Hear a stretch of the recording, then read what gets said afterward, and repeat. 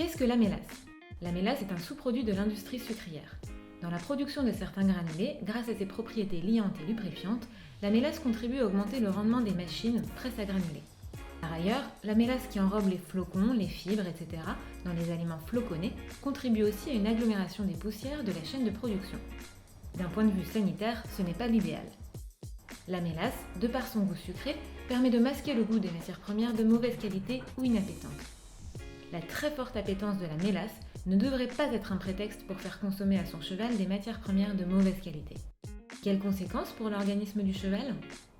La mélasse est composée de sucre rapide et présente donc un index glycémique élevé, ce qui fait d'elle un ingrédient potentiellement ulcérigène et perturbateur de la glycémie. En dehors de sa valeur énergétique élevée, la mélasse n'a pas ou peu d'autres valeurs nutritives.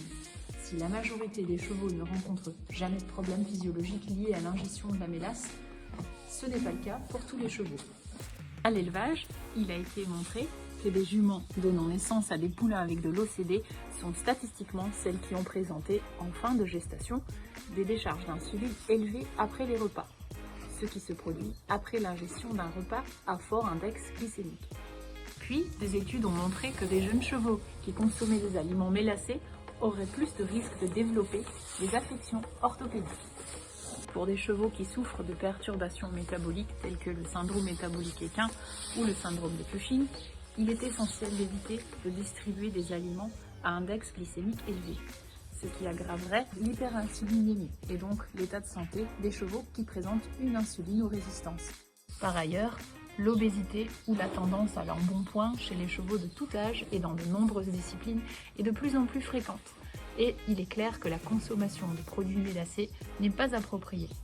Comment savoir si mon aliment contient de la mélasse? Il suffit pour cela de consulter l'étiquette sur le sac de l'aliment de votre cheval.